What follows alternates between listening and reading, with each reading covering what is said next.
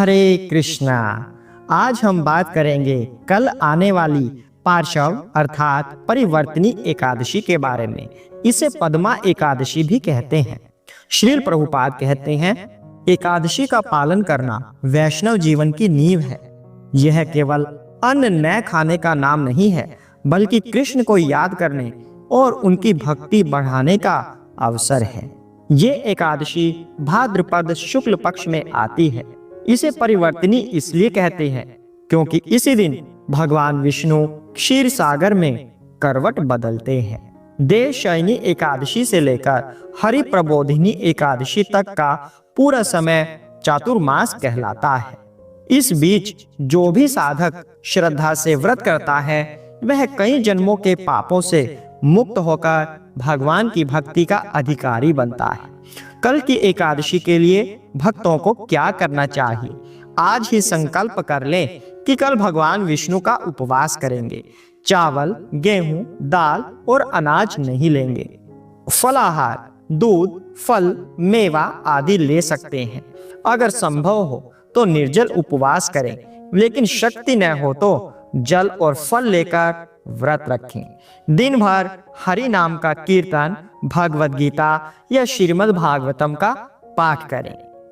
आपको इस बात से अवगत करवा देते हैं कि श्रीमद् भगवद गीता और श्रीमद् भागवतम आपको इसी चैनल पर सुनने के लिए मिल जाएंगे। प्लेलिस्ट में जाकर आप श्रीमद् भगवद गीता ढूंढ सकते हैं। श्रीमद् भागवतम सुनने के लिए प्लेलिस्ट में जाकर उसका फोल्डर आप ढूंढ सकते हैं।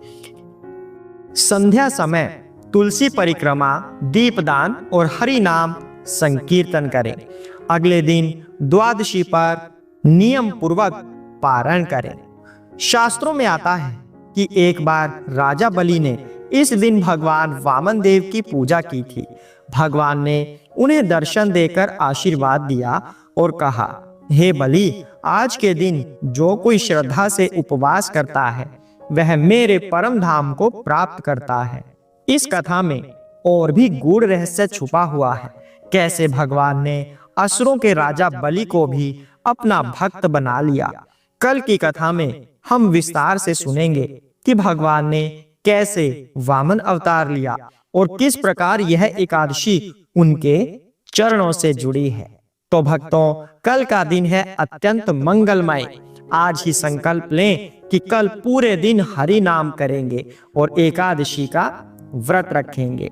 आप सभी कल की विस्तृत कथा और विशेषता सुनने के लिए तैयार रहिए। हरे कृष्णा। तो भक्तों, कृपया ध्यान दें। अब हम बात करेंगे व्रत के तिथि और समय के बारे में। और पारण समय क्या है?